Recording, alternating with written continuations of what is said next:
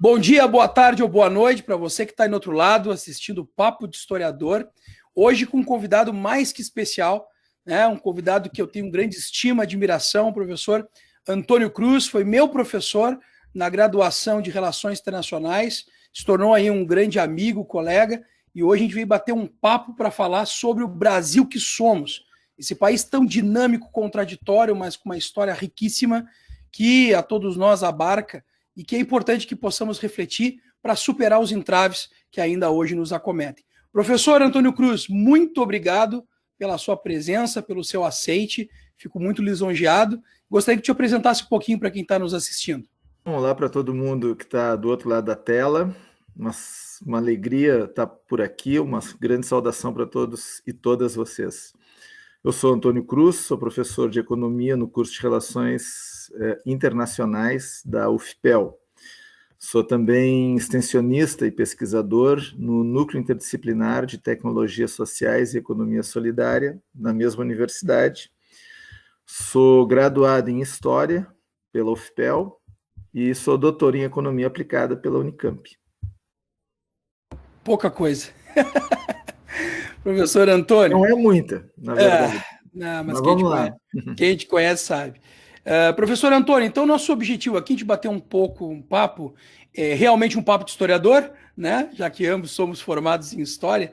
A ideia é que a gente possa refletir um pouco sobre a nossa genealogia nacional, sobre os desafios que o Brasil enfrenta no presente, enfrentou no passado e, quem sabe, inclusive, temos ainda a enfrentar no nosso futuro. Então eu vou começar esse bate-papo aqui, colocando a bola em campo, te perguntando, que Brasil que somos, professor, no seu entendimento? Tem um ditado, né, que eu gosto muito, que diz, nós somos aquilo que fomos, né?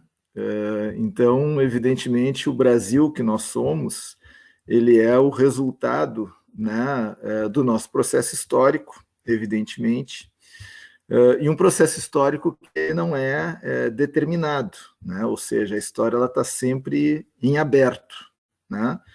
Mas ela não está em aberto para a gente fazer tudo aquilo que a gente imagina, o que a gente quer, o que a gente deseja, né? A gente tem algumas limitações, né? Alguns condicionamentos, que são os condicionamentos que a história nos coloca. Nós temos muitas similitudes, né? E, ao mesmo tempo, algumas diferenças importantes com o resto da América Espanhola, né? E muitas diferenças, totais diferenças com o que a gente pode chamar de América anglo-saxônica, né? Os Estados Unidos e o Canadá. No que a gente é parecido com a América Espanhola, né? Com o fato de que o Brasil e todos os países outros latino-americanos, né? Eles foram fomos colonizados, né? Por uma mesma cultura ibérica, né? Ali entre Espanha e Portugal, profundamente católica, né? De um catolicismo muito conservador, por um lado. Por outro lado, também, né, nos aproxima dos outros latino-americanos, né, dos hispano-americanos, né, o fato de que todos nós fomos parte de territórios, né, que estavam submetidos a um tipo de colonização que era uma colonização de exploração, né, como diz o Darcy Ribeiro. Ou seja, um tipo de colonização em que o objetivo do processo de colonização era beneficiar economicamente a metrópole. Agora, tem algumas diferenças importantes, né? Muito importantes. Uma primeira diferença importante, que ainda do período colonial, né, é que os povos indígenas que habitavam o Brasil, eles tinham uma estrutura social diferente dos povos indígenas que habitavam, por exemplo, a Cordilheira dos Andes, né? Os povos que estavam sob o domínio do Império Inca, ou os povos indígenas da América Central, né? Na sua maior parte maias, ou os povos indígenas do México, né? Mixtecas, astecas, né? E os seus descendentes, que eram civilizações bastante avançadas, né, do ponto de vista do conhecimento, da sua estruturação social e assim por diante.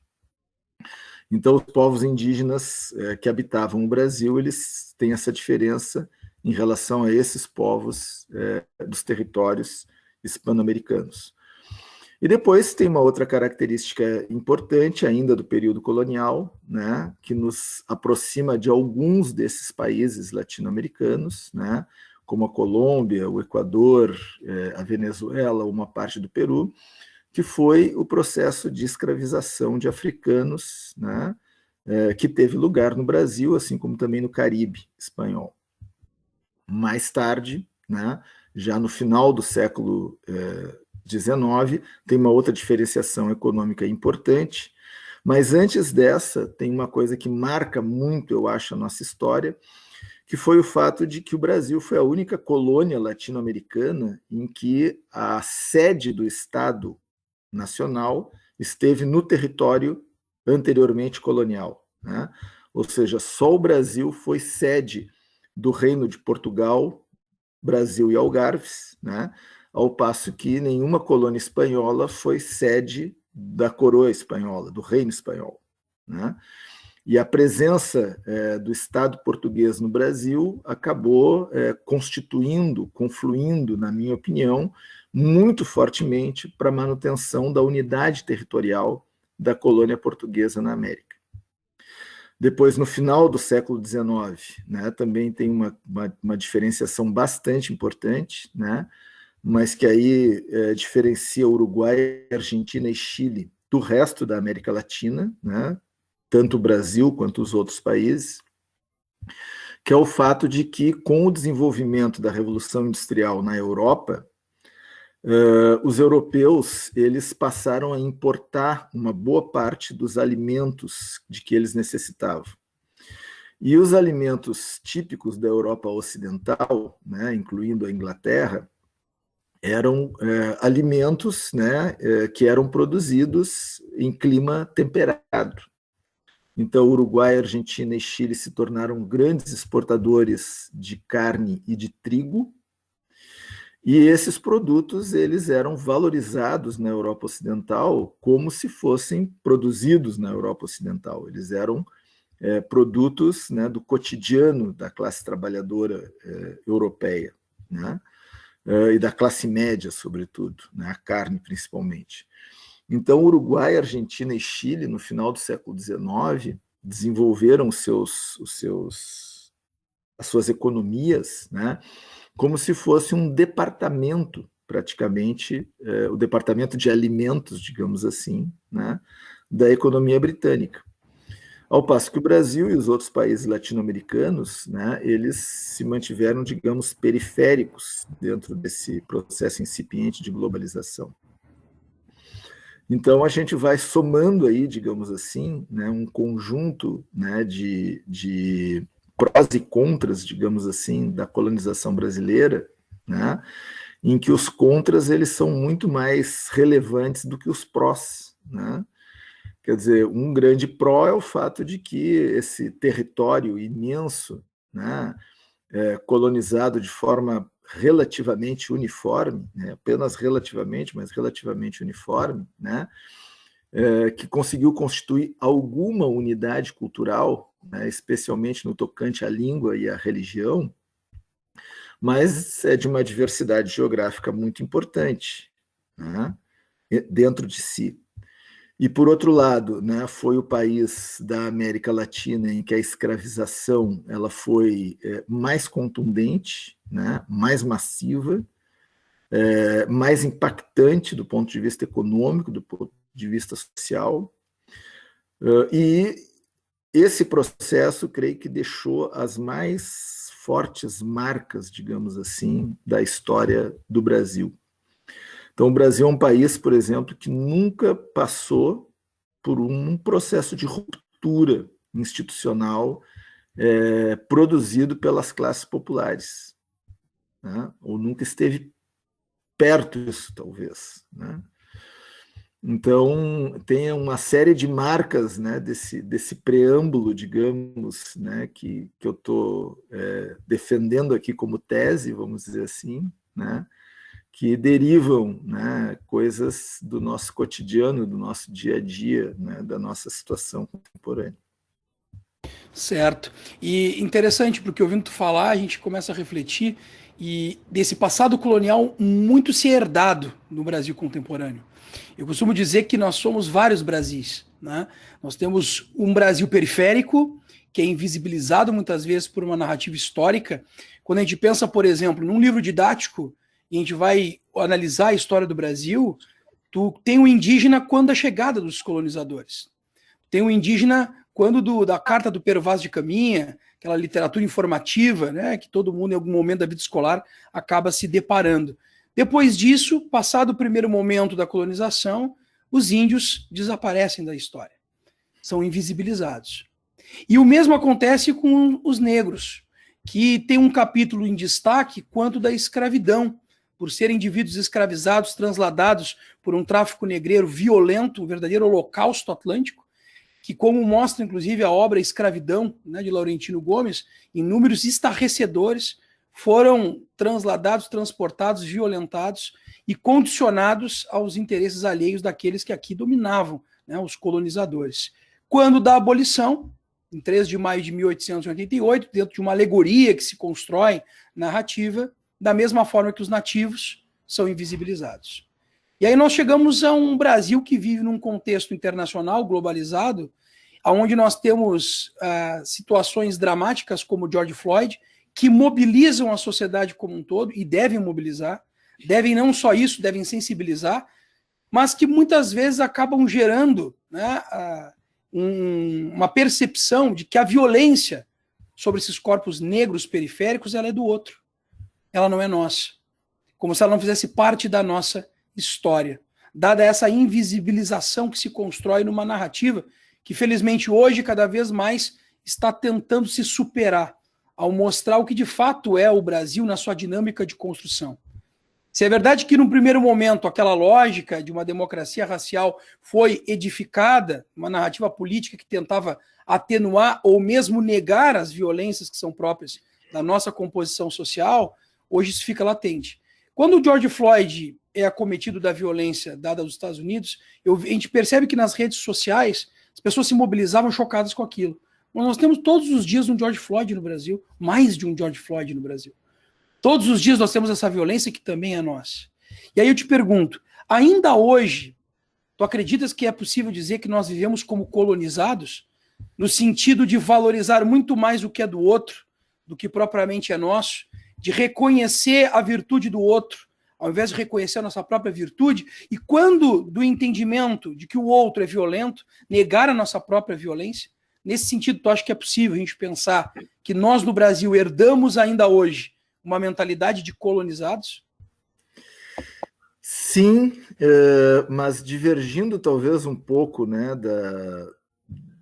da maioria dos autores, né, que trabalham, né, com o conceito, né, da colonização, decolonização, assim por diante, né, eu vejo a colonialidade, né, como um processo dinâmico e permanente, né?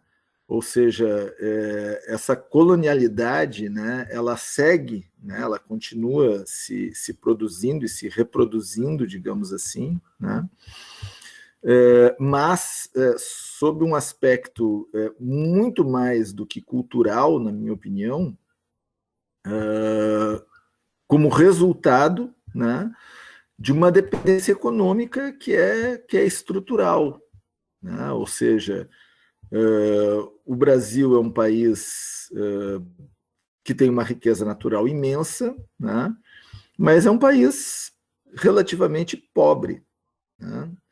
E, ao mesmo tempo, ele é um país em que a grande maioria da população acha, né, que o Brasil está predestinado a ser uma grande nação, porque ele é grande, porque ele tem muitos territórios, porque ele tem uma grande população e assim por diante, né? Então, eu acho que essa ideia do Brasil grande, vamos dizer assim, né, do Brasil líder, do Brasil grande nação, né, ela se choca um pouco, né, com essa ideia da colonialidade, né? Não me parece que ela se encaixe perfeitamente dentro dessa perspectiva. E, de modo geral, essa ideia do Brasil grande, né, do Brasil desenvolvido, do Brasil, né, que será um dia uma grande nação, do gigante adormecido, né, ela tem sido utilizada, inclusive, por aqueles que defendem a descolonização da nossa perspectiva, né? Então, quando a gente olha, por exemplo, hoje, né, para o processo de polarização política que a gente vive, né, a mim me parece meio chocante eu olhar para algumas pessoas, né, que dizem esse governo que está aí, ele é um governo terrível, ele é um governo complicado, ele é um governo, né, enfim, que não contribui com nada, né?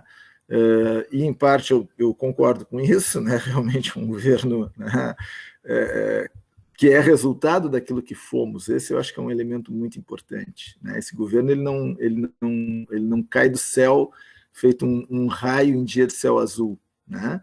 Ele é um resultado histórico, né? E ele é um resultado histórico também do que veio antes. A gente precisa, né, compreender isso também, né? Ou seja, as condições que levaram, né, a esse governo, elas também se produziram nos governos anteriores.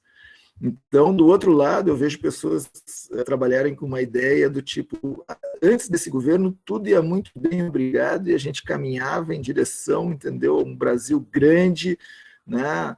E agora tudo se desfez. Quando a gente olha para os números, quando a gente olha para os fatos, quando a gente olha para os dados objetivos do período anterior, não, o Brasil não caminhava para se tornar uma grande nação, ele não caminhava para se tornar um país líder. E eu, às vezes, nessa época que eu saía do Brasil, né, a convite, né, para algum seminário, algum congresso e tal, etc., né, e as pessoas me perguntavam sobre o que estava acontecendo no Brasil, e eu fazia essa mesma avaliação, né, elas diziam, não, mas para aí, todas as notícias que nos chegam é que o Brasil está dando passos enormes em direção ao futuro e tal. Eu digo, olha, não sei quem é que está dizendo para vocês, né, que o Brasil está dando passos enormes em direção ao futuro, mas os dados dos quais eu disponho, que eu estudo, que eu discuto e que eu vejo no meu dia a dia, não é isso, né? Não se apresenta assim. Então, eu acho, né, que houve ali naquele momento um hiato enorme entre aquilo que o Brasil se apresentava como e aquilo que de fato ele era. E foi esse ato, né, que produziu esse resultado de agora, né? Ou seja, o fato de que uma parcela significativa dos brasileiros não se sentia representado, não se sentia contemplado, né, naquilo que era considerado, né, os passos largos do Brasil em direção ao futuro. Então, eu acho que esse processo também é um processo muito, muito repetitivo na história do Brasil, né? Ou seja, aparentes rupturas de padrão que, por um lado, apontam para mudanças de tipo ilgatopardista, como se diria, né? Fazendo referência ao romance do Tommaso de Lampedusa, né? Il Gattopardo, ou Olho Pardo, né? Uma frase famosa do livro, né? Onde o filho revolucionário diz para o pai, que era um grande oligarca, né? Diz para o pai, pai, você precisa entender que é preciso que as coisas mudem para que elas continuem como são. Então, isso é recorrente na história do Brasil, né? As coisas mudam para que elas continuem como são. Foi assim no 13 de maio de 1888, né, como tu situasse, foi assim no 15 de novembro de 1889, foi assim em outubro de 1930, né, e parece ter sido assim também no começo desse século, né, quando uma alteração importante, né, de orientação de governo, ela de fato não produziu as mudanças, né, que se esperava que elas fossem produzidas. Alguns historiadores têm dito muito, né, e não só historiadores, a gente tem Gessé de Souza, por exemplo, né, que é da área da sociologia, que tem provocado e possibilitado algumas reflexões sobre a sociedade brasileira, a sua história, a sua política. E tu diz uma coisa que me chama a atenção. Tu dizes que o governo que hoje está aí, né, que nós temos todas as críticas cabíveis e necessárias, ele não se constitui por si mesmo, ele é fruto de um processo de descontentamento a longo prazo, né, que nós temos na sociedade brasileira. Quando a gente olha para a história, eu acho que é inegável, nós como historiadores, a gente não buscar no passado referências, né, para buscar compreender a conjuntura atual. O que me parece é que nós temos uma história marcada por autoritarismos. Se nós observarmos, né, que o Brasil, quando proclamado república, inaugura essa república por um golpe de Estado, o 15 de novembro de 1889, um golpe de Estado promovido por um monarquista que é Deodoro, que desejava, na verdade, fazendo referência à tua citação, transformar as coisas, mas para que nada mudasse de fato, né? E para que os interesses daqueles que não se sentiam mais contemplados pela velha ordem imperial pudessem vigorar no Brasil ou persistir vigorando do modo como acreditavam ser necessário. Deodoro chega ao poder, alguns meses depois temos um conflito que leva o Brasil quase a uma guerra civil. E um conflito fruto de um golpe que o Deodoro dá na própria instituição republicana, a que ele auxilia a construção, ele fecha o Congresso Nacional. Na sequência assume o vice, Floriano Peixoto, que, ao contrário do que se imaginava, mesmo reabrindo o Congresso, não cumpre os ditames constitucionais, que diziam que se o presidente eleito não permanecesse por 2 anos do governo, deveria convocar novas eleições. Não o faz. O Marechal de Ferro, como ficaria conhecido na história, se mantém no poder, enfrenta rebeliões do Rio Grande do Sul, a Federalista, a Armada no Rio de Janeiro e se mantém até 1894. Quando a gente começa a era, né, dos chamados barões do café, uma política determinada como café com leite. E aí nós chegamos a 1930 e o gaúcho de São Borja que fez o Brasil, Getúlio Vargas, chega ao poder por um golpe que passa a história como uma revolução, né? E inicia uma era ininterrupta de 15 anos no poder, que em 37 se sucede por um golpe da mesma forma, inaugurando a última etapa do seu governo, o Estado Novo, de inspiração declaradamente fascista. Quando em 45, em 29 de outubro, Getúlio é derrubado do poder, temos a redemocratização no Brasil, e quem o sucede? O mesmo que havia auxiliado a dar não só o golpe de Estado, como criar o suposto plano comunista que justificaria a necessidade da ditadura de Getúlio no Brasil, o famoso plano Cohen, e eu estou me referindo a Eurico Gaspar Dutra. E aí chegamos a 64, quando um vice-presidente que se tentou embargar em toma posse, como dizia a Constituição, João Goulart, vivencia um golpe de Estado sobre a étice de defender o Brasil mais uma vez contra a ameaça comunista. E como se não fosse impactante o suficiente essa narrativa, durante a ditadura nós temos outros pequenos golpes, como o impedimento do Pedro Aleixo, que era vice do segundo presidente dos 5 da ditadura militar, Costa e Silva, que toma posse. Quando nós temos a indicação, então, de Médici, seguido de Geisel e, por fim, o Figueiredo. E aí vamos à redemocratização, mais uma vez, desse Brasil autoritário.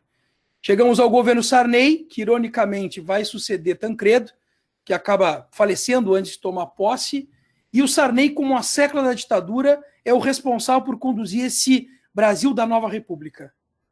Passado Sarney, chegamos a Collor, toda a dinâmica que se impõe ao Brasil, o primeiro presidente eleito diretamente, passa por um impeachment, Itamar Franco, FHC por 2 mandatos, na sequência Lula, e aí chegamos a Dilma, que sofre mais uma vez uma interrupção na vida política democrática do Brasil.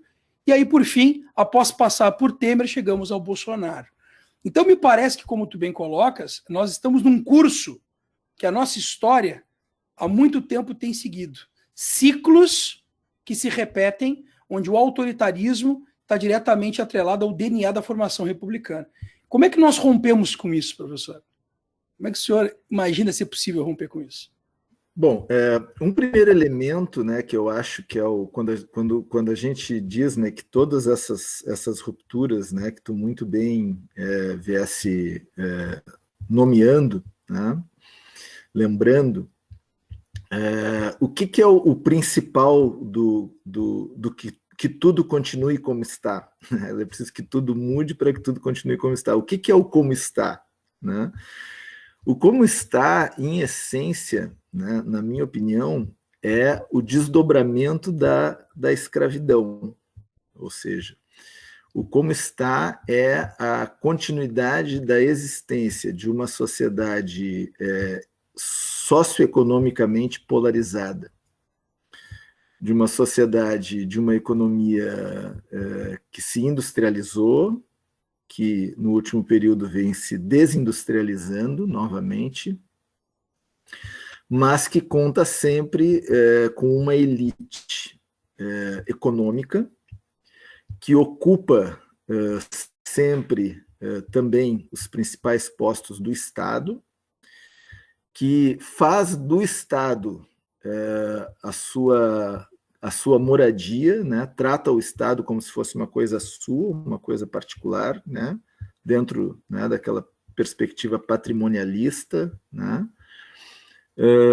Uma elite que, quando não está diretamente ocupando poder, ela trata de constranger e submeter quem está no poder, né, às suas necessidades e determinações, e que tem um padrão de consumo que lhe equipara essa elite às elites dos países desenvolvidos. Um rico brasileiro, né, ele é tão rico quanto um rico francês, um rico alemão, um rico norte-americano. E para que ele seja tão rico quanto os seus congêneres, digamos assim, do mundo desenvolvido, é necessário, né, que o Brasil, que tem uma economia comparada a desses países, uma economia pobre, né, é preciso que os pobres brasileiros sejam muito mais pobres do que os pobres da França, da Alemanha, dos Estados Unidos, né? E isso é o que precisa que continue como está, né? Isso é o que precisa que continue como está. Porque para a elite, né, essa situação ela não tem nada de incômoda, né? Ela é tranquila. Eles gostariam que o Brasil não fosse como é, gostariam que o Brasil fosse uma França, ou uma Alemanha, ou os Estados Unidos, gostariam. Mas, para que isso pudesse acontecer, eles teriam que abrir mão dessa sua condição de ricos globais, né, de ricos que têm um padrão de vida igual aos mais ricos do mundo. Isso não é só no Brasil, né? A Argentina é assim, o Chile é assim, a América Latina toda é assim, né? Isso é uma outra condição.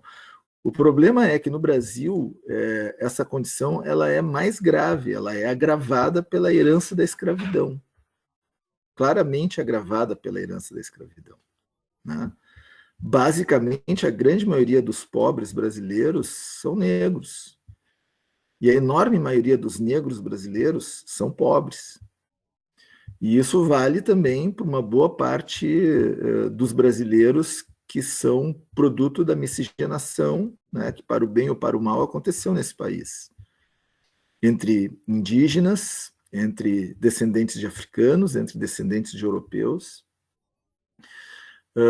E, de modo geral, né, essa elite ela consegue convencer, né, a maior parte das pessoas, do povo, né, que o Brasil não dá certo por conta do povo, né? Quer dizer, o povo é o culpado do Brasil não dar certo, né, nessa narrativa, nessa perspectiva. Então, quando tu me pergunta como seria possível quebrar, né, ou superar essa condição, né, ela, na minha opinião,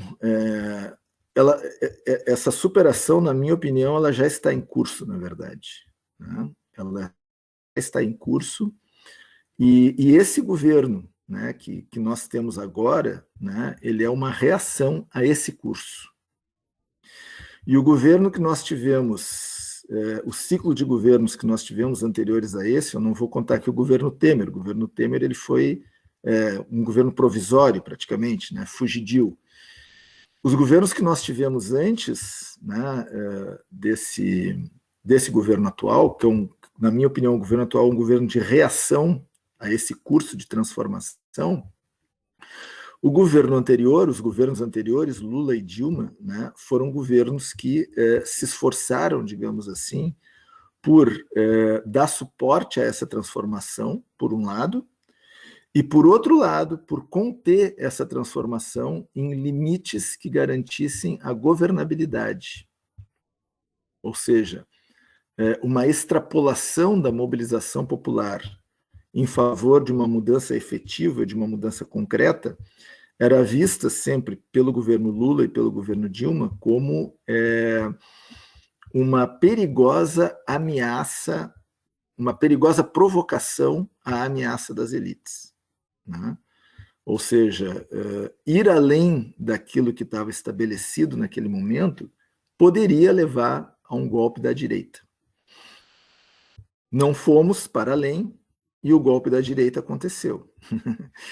Então, acho, por exemplo, né, que se houver um futuro governo Lula, esse governo Lula, em hipótese nenhuma, ele será igual aos governos anteriores. Primeiro, porque as condições econômicas se alteraram profundamente, né? Os dois governos Lula ocorreram, né, 80%, 90% do tempo, né, sob uma conjuntura internacional extremamente favorável do ponto de vista econômico. E o primeiro mandato de Dilma, né, ele ocorreu sob um intenso bombardeio, né, que estava relacionado a uma piora significativa dessas condições no campo internacional. Justamente, no fim das contas, né, a indecisão do governo Dilma sobre para qual lado do muro ali esse governo deveria descer, acabou levando, né, a ela ser derrubada do muro, né, derrubada de cima do muro, né, por um golpe orquestrado pela elite, pela direita, né, que até pouquíssimo tempo antes do golpe estava aliançada, tinha um acordo, né, de governabilidade, né, com o governo que estava estabelecido. Então, um futuro governo Lula, né, ele dificilmente conseguirá reconstruir a aliança que havia, né? Porque reconstruir aquela aliança significava ele garantir a continuidade da desigualdade social, que essa é a exigência da elite, mas essa desigualdade social ela era amenizada, né, por uma melhora sensível, né, da situação de vida dos mais pobres. Em outras palavras, durante o governo Lula, os mais pobres melhoraram de vida e os ricos também melhoraram de vida, de maneira que a distância entre os ricos e os pobres se manteve. Isso não será possível novamente, né? Melhorar a vida dos mais pobres vai significar necessariamente piorar a vida dos mais ricos. Portanto, essa aliança ela não poderá se repetir da maneira como ela foi. Por outro lado, né, também acho que as pessoas não estão mais tão dispostas, digamos, a esperar pelo futuro para que a desigualdade social diminua. Na minha opinião, se o Lula novamente for eleito, ou qualquer candidato de esquerda ou centro-esquerda que venha a ser eleito numa próxima eleição, ele vai ter pela frente uma mobilização popular que vai exigir mudanças efetivas. Por outro lado, né, aos setores conservadores não resta muito. Não resta muito porque as condições de reprodução do modelo econômico e social que eles defendem com tanto zelo, né, elas se tornaram inexequíveis não por conta da conjuntura brasileira, mas por conta da crise estrutural desse sistema. Então, acho que essa ruptura ela está a caminho, necessariamente, mais cedo ou mais tarde ela virá, ela vai acontecer. E ela está mais próxima hoje do que há 5 anos atrás ou do que 10 anos atrás. Mas é de fato muito difícil prever como é que ela vai se produzir. Se ela vai se produzir como um processo de mobilização que leva a uma mudança institucional, como aqui nesse momento pode acontecer no Chile, nesse presente momento, ou seja, como uma espécie de revolução de veludo, vamos dizer assim, né? Ou se ela vai se produzir como, né, um cataclisma violento, né, do choque entre os diferentes setores sociais. É difícil prever, né? Mas que o conjunto de pressões, de contradições, de impossibilidades que estão colocados, né, para a mera reprodução da situação atual é muito grande, disso eu não tenho muita dúvida, não.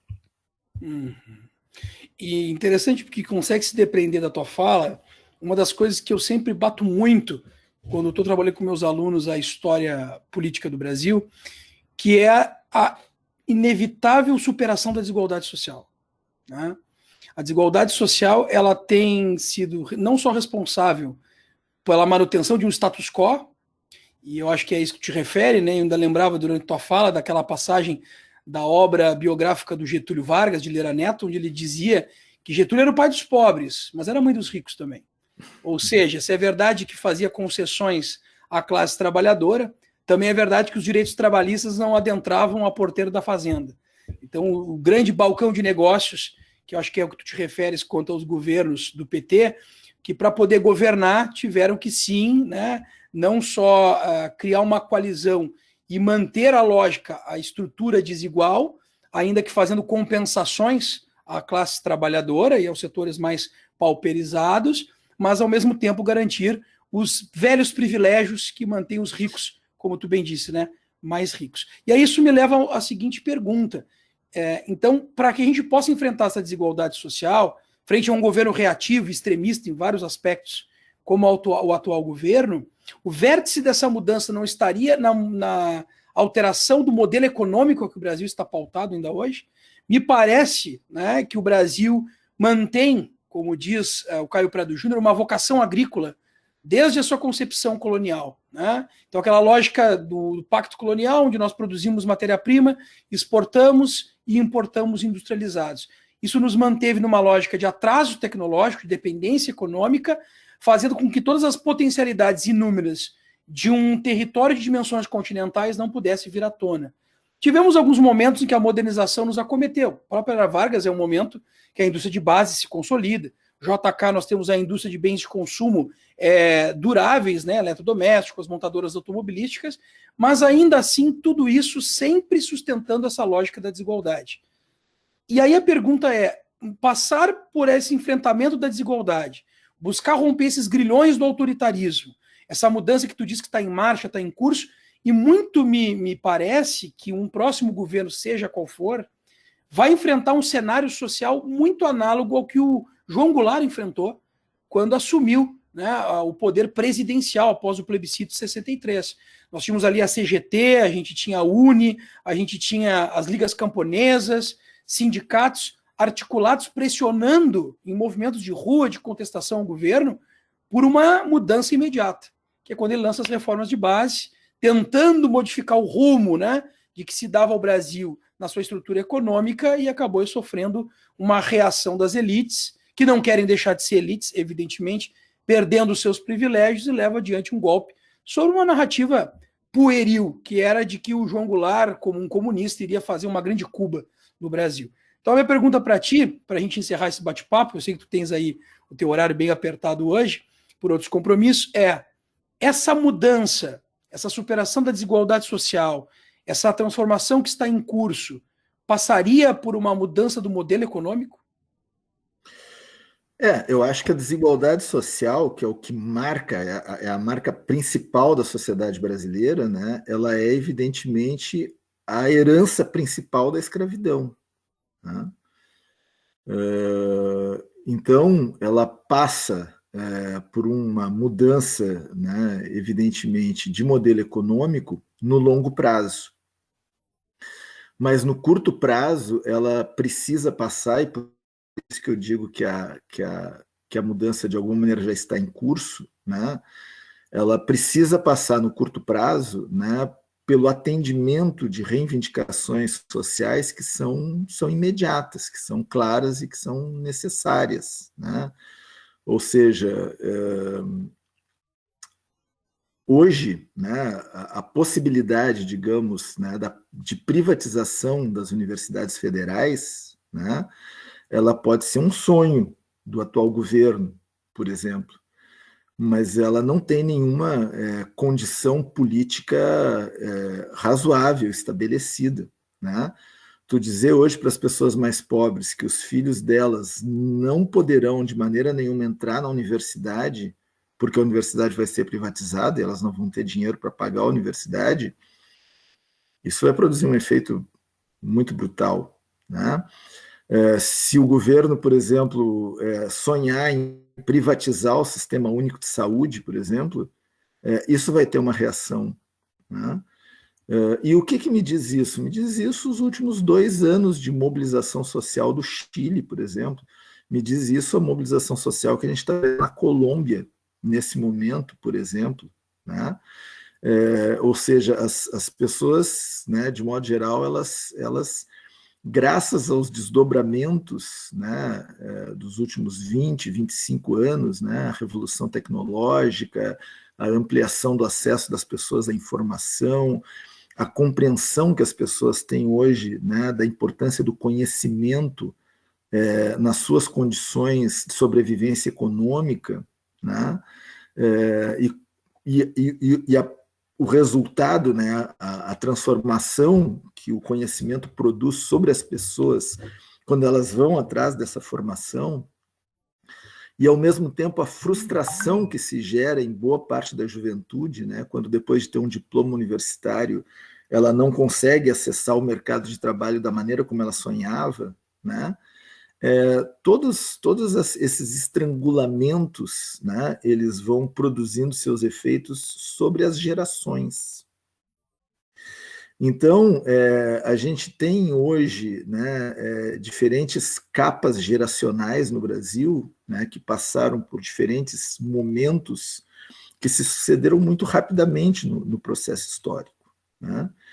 Então, a gente tem hoje pessoas aí de 40, 50 anos, né, que sonharam com uma mudança no Brasil que ela não aconteceu, e uma vez que essa mudança não aconteceu, elas resolveram apostar em outro tipo de mudança, né?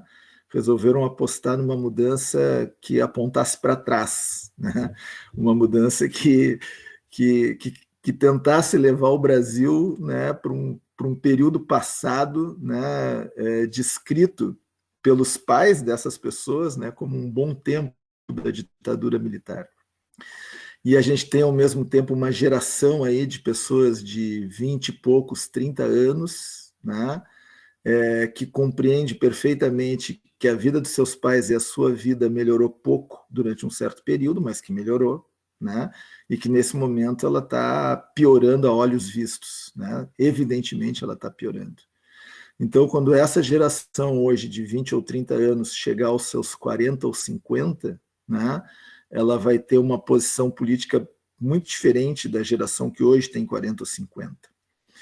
E me parece claro também que a juventude que hoje tem 15 anos, 20 anos, né, e que vê tudo isso acontecendo, né, consegue perceber que as coisas elas realmente precisam de uma mudança efetiva, de uma mudança concreta. Foi isso que aconteceu no Chile também, né? Então, acho, né, que esse processo, digamos assim, ele é um processo que o tempo joga, digamos assim, um papel muito importante, né? O amadurecimento da leitura que as pessoas têm a respeito do seu tempo, do tempo passado e do tempo futuro. Então, acho que essa mudança ela vem, digamos assim, por algumas reivindicações básicas, né? Como, por exemplo, o acesso de todas as pessoas à saúde, à educação, né? A um alimento de qualidade, por exemplo, né? Ao fim da destruição da Amazônia. Mas essas reivindicações elas só poderão se realizar, serem atendidas, né, no âmbito de uma transformação importante do modelo econômico, especialmente no que diz respeito à redução drástica da desigualdade social. Então, quando as pessoas compreenderem que, para que as mulheres, né, possam ter uma vida mais livre, para que os negros e os indígenas possam ter uma vida mais digna, para que os LGBTQI+, né, QIA+, possam viver sem ter medo da violência, né, sem ter medo da discriminação. Tudo isso exige investimento público, tudo isso exige garantia de acesso às pessoas, à educação, à saúde, à moradia. Tudo isso exige um Estado que funcione e que, para esse Estado funcionar, é necessário que ele seja financiado, e para que ele seja financiado é necessário que os ricos paguem impostos maiores, mais altos do que os pobres, que é o que não acontece no Brasil hoje. Quando isso fica claro, as pessoas elas vão empurrar a porta para que isso seja assim. E eu acho que essa consciência ela já começa a tomar corpo e visibilidade na maioria da juventude. E sim, concordo. E aproveitando então, fazendo a última pergunta, para a gente encerrar nosso papo, que passou rapidíssimo, acreditas que essa pandemia, que gera tantos traumas no mundo inteiro, num país especialmente como o nosso, marcado por essa desigualdade que a gente tem abordado aí nos últimos tópicos, tu acredita que ela tem um poder de impactar e provocar essa caminhada mais alígera, né, em prol dessa mudança? Tu acha que o quadro pandêmico, ele, digamos que expôs essa desigualdade de forma mais latente, de tal modo que as pessoas tenham se tocado e percebido que essa mudança é necessária e, por conta disso, buscarão fazê-la, né, com mais brevidade possível? Infelizmente, sim. Infelizmente, sim. Quer dizer, todas as notícias que a gente vê cotidianamente, né, para quem busca informação fora dos grupos de WhatsApp bolsonaristas, e evidentemente a grande maioria da população busca informação, né, também fora dos grupos de WhatsApp bolsonaristas, né, fica evidente, né, que o tratamento dado por esse governo ao problema da pandemia, né, ele é um tratamento que negligencia, que ignora, né, a condição dos mais pobres. Isso é óbvio. Né? Quer dizer, talvez uma parte dos pequenos empresários e pequenas empresárias, que hoje são dessa geração de 40 ou 50 anos, né, e que acham que a culpa das suas empresas irem mal e das suas empresas estarem quebrando é culpa do lockdown, que nunca existiu, né?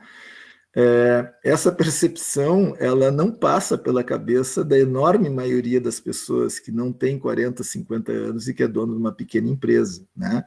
E que percebe claramente que o tratamento que o governo deu à economia durante a pandemia foi um tratamento de salve-se quem puder. Aliás, o tratamento de salve-se quem puder valeu para tudo, né? Valeu para o sistema de saúde, né? Valeu para a economia, né? É um tratamento, digamos assim, né, de um governo em guerra, mal preparado para a guerra. Me parece muito natural, né? Afinal de contas é um governo, né, majoritariamente de militares. Né? Então, durante a guerra, isso, estamos em guerra, só podemos nos ocupar dela, salve-se quem puder. Bom, a guerra é contra quem? Não, a guerra não é contra o vírus, né? A guerra é contra os petralhas, contra os comunistas, contra os socialistas, os vermelhos, os esquerdistas, né? A guerra é contra esses, né? O problema é que quem está fora dos grupos de WhatsApp bolsonarista não consegue enxergar essa guerra, porque essa guerra não existe, na verdade, né? Então, eu acho que infelizmente, né, a pandemia ela acabou fazendo emergir, trazendo à tona, digamos assim, todo esse caldo lamacento, né, mal cheiroso, né, da forma como a elite brasileira compreende a maioria da nossa sociedade. Esse é um governo claramente elitista. Sim. E é importante quem está nos ouvindo que quando a gente fala em corrigir distorções, como por exemplo o ato tributário, que no Brasil é totalmente díspare, né? Pega um indivíduo que ganha 5 salários mínimos, ele é tributado no mesmo patamar de quem ganha 360. Então é uma distorção brutal. A gente não está falando daquele indivíduo que conseguiu comprar um carro financiado, né, em 72 vezes, uma casa própria. Não é esse indivíduo que deve ser taxado e tributado. Esse já paga tributação. A gente está falando daquele cara que tem um iate, um jatinho particular, não paga imposto por isso, mas tu, com o teu carrinho 2000, paga o teu IPVA todos os anos. Então, são esse tipo de distorção que deve ser corrigido, que foi postergado, e como tu bem disse no início da nossa conversa, tem gerado indignação há tanto tempo, né? Desilusões há tanto tempo, que se busca, muitas vezes, na falta do alento, né, uma resposta no extremismo, que foi o que eu acredito que muitos brasileiros, sem perceber, outros conscientes, evidentemente, acabaram por trilhar um caminho que acreditavam poder ser um caminho de mudança, mas que na prática se mostra como parte de uma velha política que tenta manter o status quo incólume e para sustentar aqueles que sempre no poder estiveram, só mudaram de roupagem ao longo da história. Professor, muito obrigado, tá, por esse bate-papo que passou extremamente rápido aí, mas que certamente vai ser muito útil para aqueles que nos ouvem. Tem muita gente esperando esse bate-papo entre nós, né? Tem alunos meus que quase todos os dias me perguntam: e aí, já gravou? Já convidou ele para gravar? Que gostaram muito da sua participação lá nas monitorias. Então, eu só tenho a agradecer mais uma vez e te desejar tudo de bom, como sempre. Muito obrigado, professor. Eu que agradeço, Ayrton. Como sempre, é um prazer conversar contigo. Um abraço para aquela gurizada buena que me recebeu tão bem aquele dia lá. Show de bola. Bom, se você gostou desse e de outros vídeos do canal, deixa o link, se inscreve, indica, compartilha. Nosso objetivo é que a gente possa fazer uma corrente de divulgação de conhecimento, não do achismo do WhatsApp, mas o conhecimento pautado pela leitura, pela pesquisa, que tem pessoas como o professor Antônio Cruz, certamente grandes representantes. Forte abraço a todos e todas. Tchau, tchau. Até mais. Aí,